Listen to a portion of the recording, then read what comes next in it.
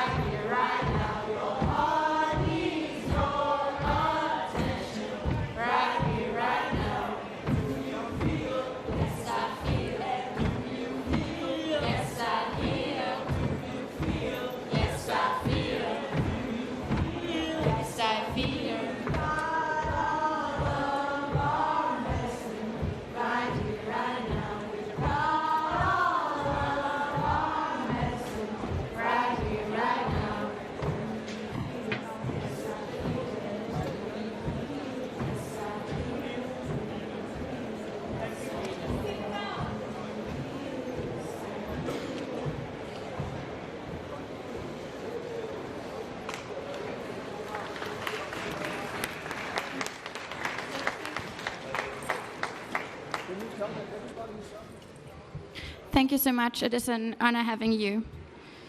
My name is Luisa Neubauer. I'm with Fridays for Future Germany, and I will moderate today's session. We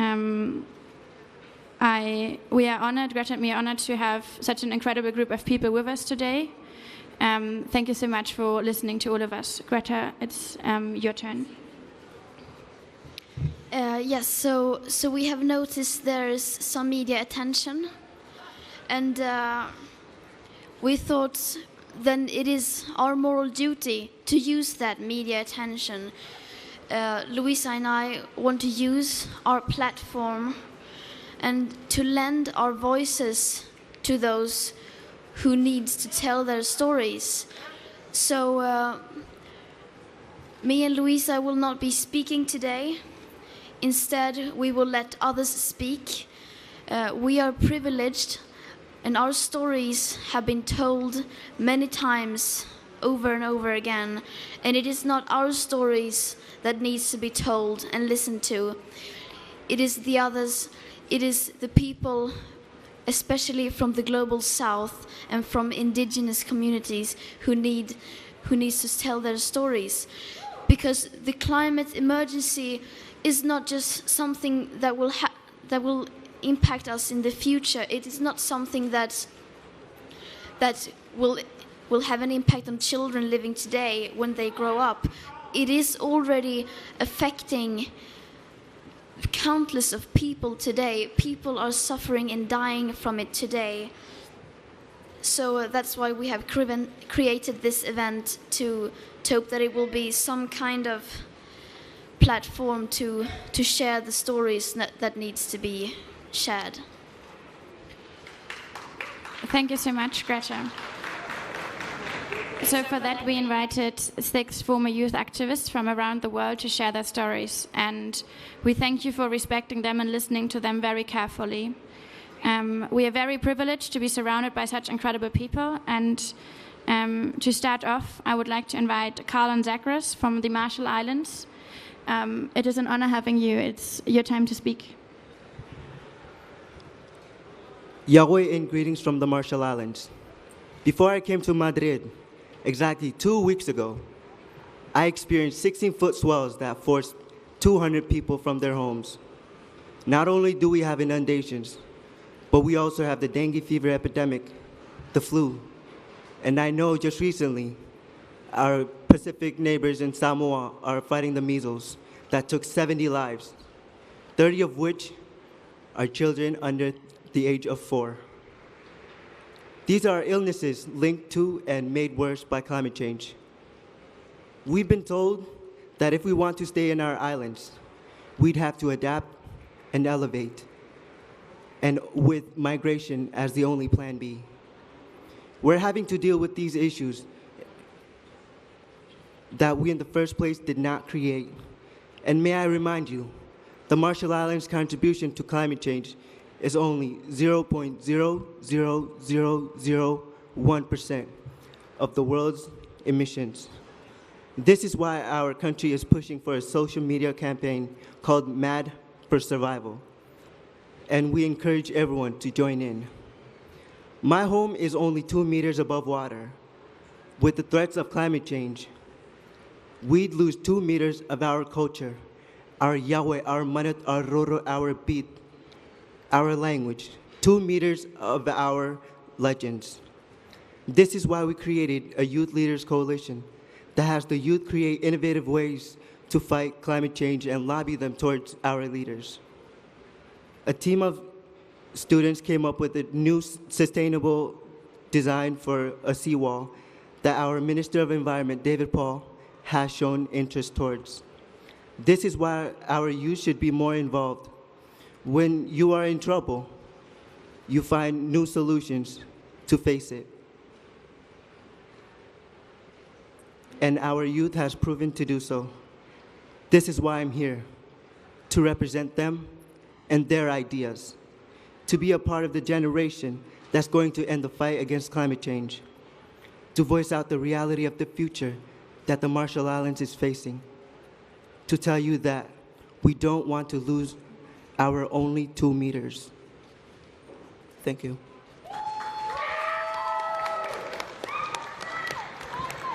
Thank you so much, Carlin. Next, we are very, very happy to be joined by Kisha Ira Muyanya from the Philippines. It's your turn to speak. Thank you so much for being with us. Good morning, everyone. I am here in front of you for ocean emergency and climate action. I can still remember the calm waves, the ocean in harmony, the colorful corals, the tropical and endemic fishes, the diverse and rich life underwater. But now, the ocean, the heart of the planet, my home, my comfort zone is badly affected by climate emergency. And the comfort zone that I once knew, the playground that I once knew, is not the same anymore. In this time of crisis, I want you to desperately seek for alternatives because solutions will take time and we have to start from somewhere right now. Living in one of the most vulnerable countries to climate change, surrounded by water where 45% of the population depends on marine resources to thrive and survive. As the global center of marine biodiversity, we have a lot to offer, but what happened now? We have massive decline of fisheries catch, inevitable sea level rise, with rising of temperatures badly influencing marine wildlife and blue habitats, saltwater intrusion, massive drought, including drinking water shortages, and food security. Give us the very reason to take heed of all this and from there create a wholesome and real action. Sadly, the most vulnerable nation to risk this climate change, according to Global Peace Index of 2019, is none other than my very own country, the Philippines. 47% of the population is in regions highly exposed to climate risk, such as floods, tsunami, tropical cyclones, drought, and earthquakes. 971 million people at risk undergoing extreme weather events and peacefulness breakdowns in the impending decades. These environmental concerns can indirectly increase the likelihood of violent conflict through livelihood stability and security, resource availability, and even migration. The Philippines has been making legislative measures in response to climate change, which is a really good foundation. However, real-time, robust, and lasting action is needed. To the global leaders, this is your time to do the right decision. We are talking about life and survival here. This is supposed to be a blue COP. Please walk the talk and make it as blue as possible as you can. Every second is a time for action. And we are here with the young activists all over the world because we are action.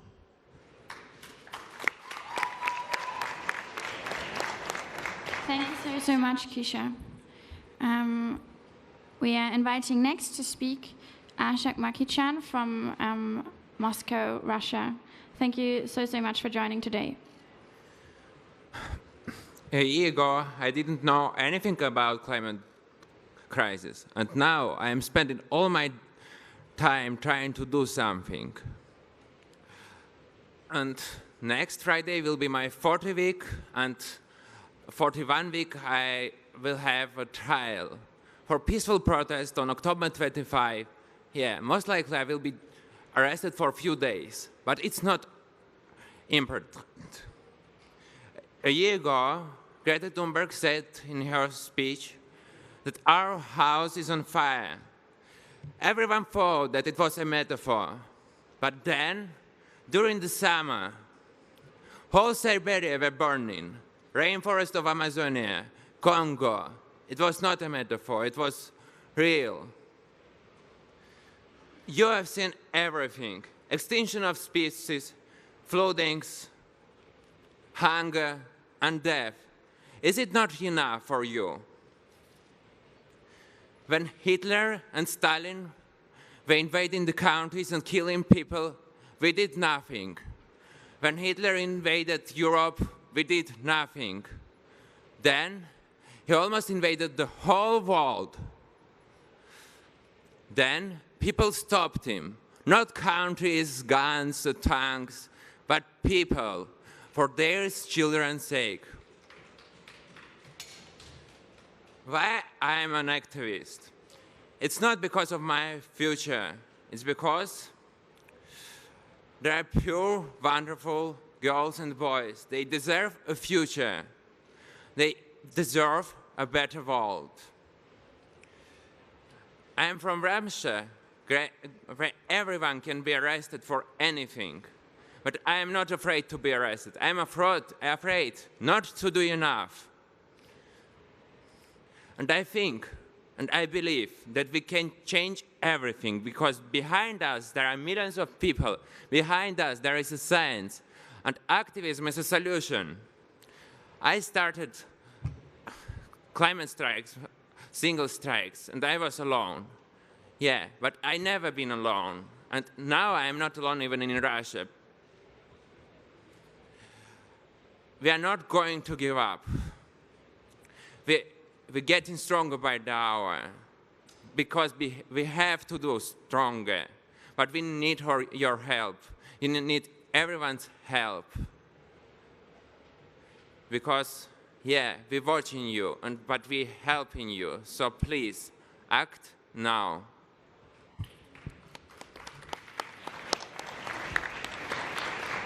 Thank you. Thank you so much, Ashok. Please report on the ongoing human rights violation in Russia. People like Ashok shouldn't be arrested for protesting. Next, I'm very honored to introduce Rose Ripple from the Santi Dakota and Ho-Chunk Nations. It's an incredible honor to have you with us here today. The word is yours.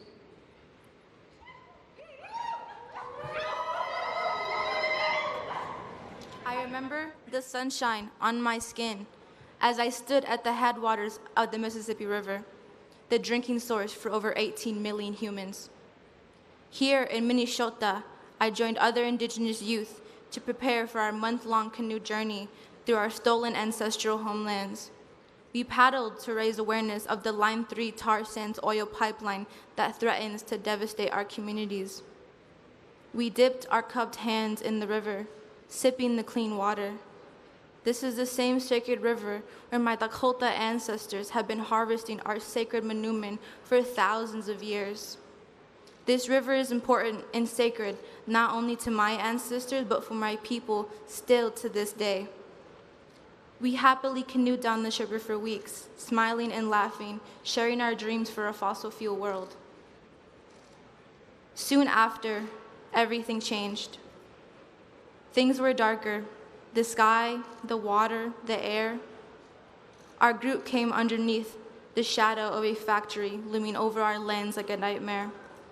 Our sacred waters were sick, our hope melting into despair, and it was then that we took action.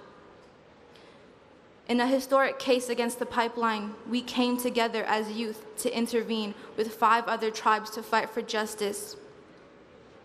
Although we fought for our river, begged them to leave our waters and lands alone, to say no to the Line 3 pipeline, it wasn't enough.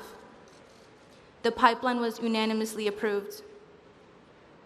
We have been fighting these extractive projects through the US court system, but this colonial institution continuously values corporate profit over indigenous lives. Today, this injustice and my hope are the fires that have brought me to this room. Hamitakiapi, Rose Whippulamaki Santi Hamataha. Hello, my relatives. My name is Rose Whipple, and I am 18 years old. I am attending these global negotiations with the first ever sustained as Indigenous youth delegation from the United States. We're here to share these stories, to share our prayers, and bring a frontline fight to the halls of the United Nations. Our people come from many different lands, waters, and cultures, yet each of us are here together, calling on the strength of our ancestors to remind us of our commitments to future generations.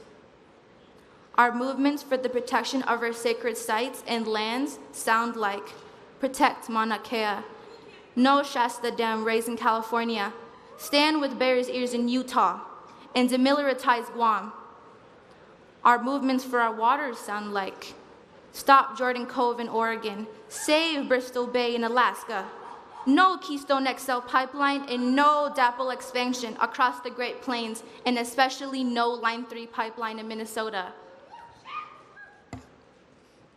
The climate crisis is more than a discussion about a 1.5 degrees Celsius. It also looks like stolen and caged children at the US-Mexico border. It looks like missing and murdered indigenous women. People are dying. Indigenous land defenders are being murdered. The climate crisis is a spiritual crisis for our entire world. Our solutions must weave science with spirituality and traditional ecological knowledge with technology. Our movements must be bigger than recycling and braver than holding signs. It is up to each and every one of us to build movements that center the rights of indigenous peoples, healing and justice for the next 7 generations. It is time for us all to reconnect with Mother Earth. It is time to remember how to listen to her, to guide our climate solutions. Destroy white supremacy.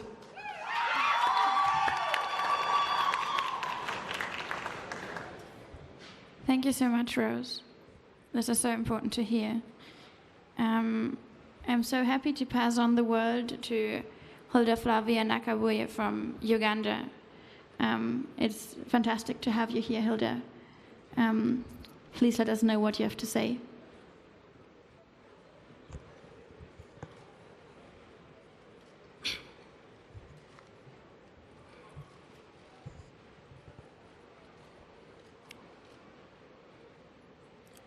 When I see the impacts of the climate crisis, especially in Africa and in particular Uganda, where I come from, many questions come to my mind. It a bit reminds me of the rampant racism and apartheid my ancestors endured. We are suffering severe effects of climate change, as if coming from the global south is a mortal sin, with no or very little action from developing countries. I've come to think that the climate crisis is another form of environmental racism and apartheid. We are deeply cut by the actions, words, and greed of those in power. The cuts are bringing scars to our own unborn children in the coming generations. Our hearts are bleeding with fire. I thought this was the best time for developed countries to exercise their moral duty and clean up their mess, but they do not care. How many more lives must we lose for the world to take action? Which type of storm or what flavor of floods must Africa taste for us to get climate justice? Every Friday, we continue to step out of our comfort zones by missing classes to stress the climate issue. How many more classes must we skip for the world to know we are suffering the most? Developed countries must be ashamed of themselves, given the amount of carbon they emit compared to what Africa is emitting. We almost emit nothing, but we are suffering the most. You have dreams, but we have dreams too. But these dreams have turned into nightmares. Nightmares of our own future, which is being negotiated right now by the world leaders without our say. Same way it is being destroyed by the same fossil fuel industries funding and present at COP, even as I speak now. If we don't clean up our emissions or solve the climate crisis as a global community, then those climate impacts are going to get worse and worse, and millions of lives are at stake. We need concrete action. Thank you.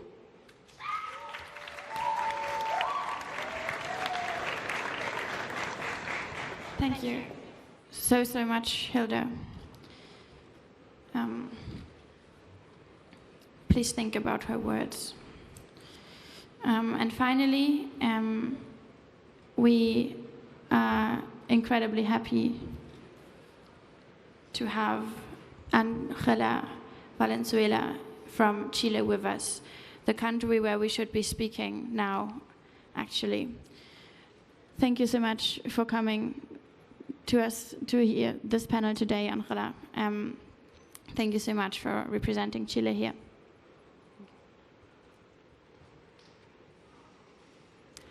The cameras of the world don't often look at the global south. In the case of Chile, since COP25 was suspended in Santiago, most mainstream media forgot about us.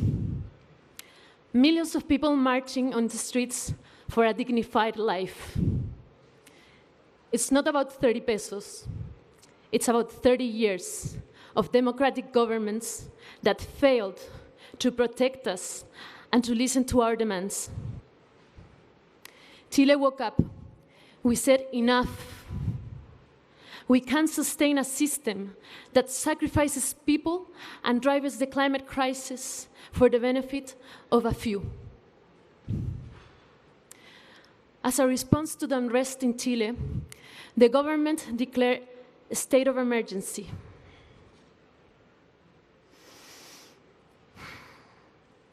And curfews for the first week. But we are fearless. We continue to flood the streets, even if we are risking our lives. We are redefining our future and pushing the limits of what we think is possible. Chile woke up, and the world is waking up too. It's outrageous to arrive at COP in Madrid and see how the Chilean government cleans its image with empty words while committing human rights violations every day. This must stop now. How can we even think about ambitious action, ambitious climate action, when this government is spreading fear, shooting and blinding the eyes of people protesters.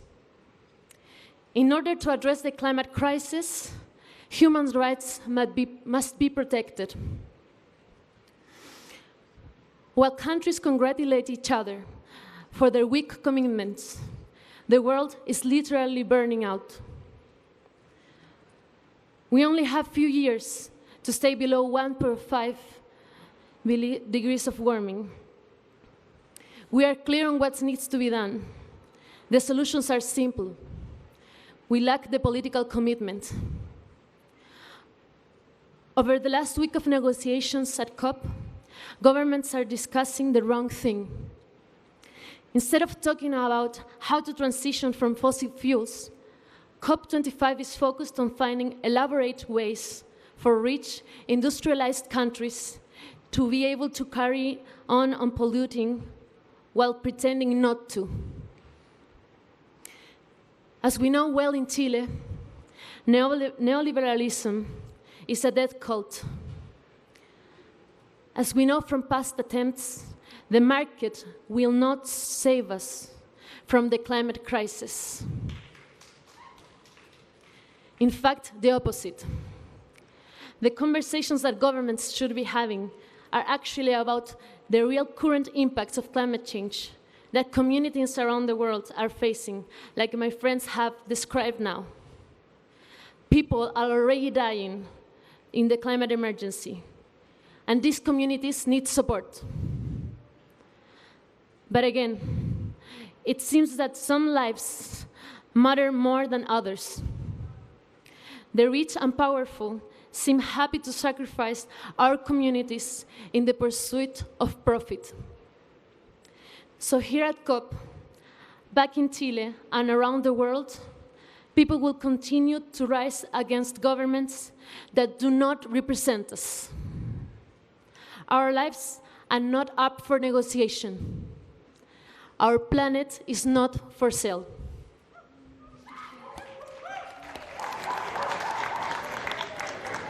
Thank you so much, Angela, for your words.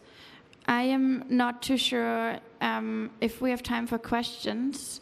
Is there anyone from the UNFCCC who could give us a quick idea if we can extend time in this room?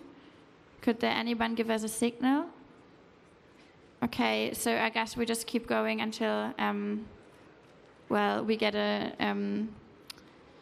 we get a signal from someone. So what's happening now is we have 2 minutes. 2 minutes or 2 questions? 2 questions, excellent. So please think about them carefully. We have time for 2 questions. Please address your questions at the entire panel. We are in this together and we consider ourselves to fight the same fight. It's just that some of us are fighting the fight they never started. And sacrifice them with their lives. After the 2 questions, we will have very short logistical announcements and a closing prayer from sustainers. So please, 2 questions, please, from you here at the front, please. One. My question is for Rose. You can talk about... Hi, I'm Amy Goodman from Democracy Now! My question is for Rose and for Greta. You opened the conference with indigenous youth. Greta, you've traveled the world and the United States, and you've gone to the Standing Rock Reservation, the Pine Ridge Reservation. I wanted to ask you why indigenous resistance is so important to you. And Rose, if you can talk about what you're demanding of the US government now.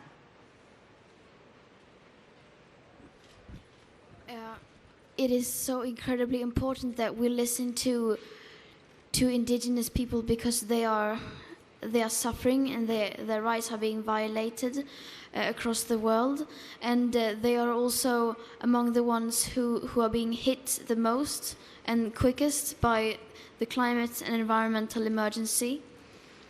And also they have been living in balance with nature for hundreds of years.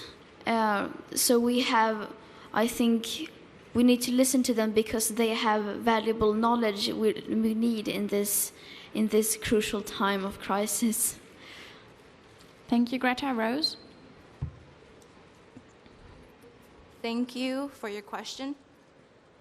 That is a question that we're never asked. We're never asked what we want and what we need. Because right now, for over 500 years, we have been on the front lines dying, risking our lives. We are still in prison today as political prisoners who are fighting for our lands, for our waters.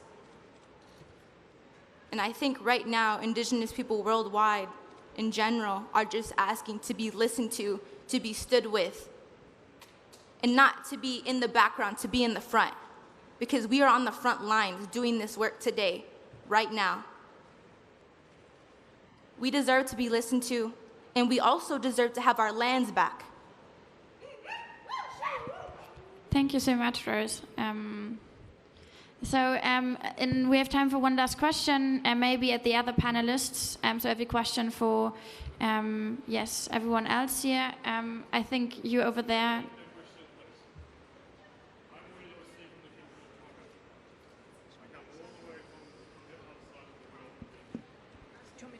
Yes, please. We face the climate crisis. We are above 1 and 2 meters. Okay, let me start again. I have been asked. I'm Willie Losi, the Kingdom of Tonga. May I take this opportunity to speak on the behalf of the children of the ocean. That's our voices. This is real. The crisis is real. We are on the forefront of it. Whatever you're doing on this side of the world, we are 1 meter and 2 meters. We are the second vulnerable to any natural disasters. If the Arctic keeps melting, we are sinking. The 100,000 years of history of our ocean, we're going to go down. And let me clarify this with Professor Ebeli Hawafa, one of our great sociologists. The ocean does not divide us. It's uniting us. Our voice is very simple. We talk on humanity, on kindness and love. For the policy makers, we face the crisis, real crisis. It's not something that you can dreaming about. You cannot see that. I'll invite you to come to Tonga, experience the cyclone number 6. It's going to hit Tonga this year or next year. See if you may be able to see the reality of what we have. But that's my kindness invitation for all of you. And I speak on behalf of my son named Aliki Wilson Lucy. He's 12 years old. All of us want the best for our children. We're all one on one of this. And I salute to you, Greta, for what you're doing. It's make the world take action on the right way. And may you have our blessings to keep doing what you're doing. Si o tutua o whātu. Mahalo apito. Thank you for sharing your message. Do we have time? No more. Okay, no more questions. But good news. There's the possibility to ask the panelists for interviews. We have press people. Could you wave your hands? There's Daniel. The press people from the Youth Climate Movements. There's Daniel. There is Leonie. There is Mashika Masaya, and then there is Eric, who will be outside to coordinate any interviews you might have with Carlin, Keisha, Ashak, Rosehilde, and Angela. And for us, there is just 2 announcements to remain. One is there will be a Fridays for Future action happening at 12 o'clock outside Hall 4, a human chain. Please join us. There's also a press conference happening at the Social Summit at 12 o'clock today. And Greta and me are inviting for a second press conference tomorrow, for which the date and time will be confirmed. We also invite you to join us there.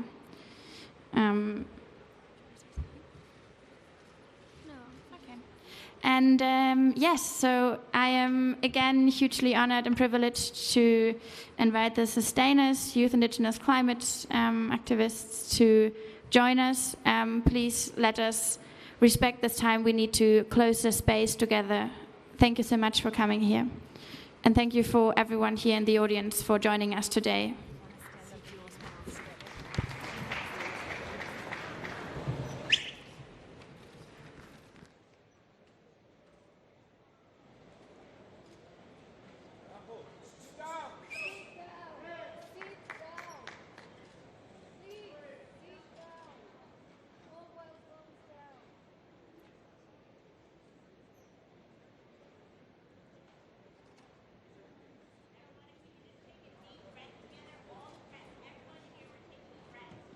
Here. Inhale. Inhale. And exhale. Exhale. Thank you. I want to pray for all of you. I'm going to pray my native tongue because I think that's really important. Yeah. So I just want to pray for Hello, my name is Big Win. I'm from the Wind River Reservation in Wyoming in the United States, and I'm going to be praying in my native language for our people, for the climate, for the waters. Nihawa na wahanihi yasehi niwahai hata wahanihan nuhu hatdana nebasihi hathetna nehisiti hita bahate hida awu hawuni hanku hajesabedita jeshet shanihi ho.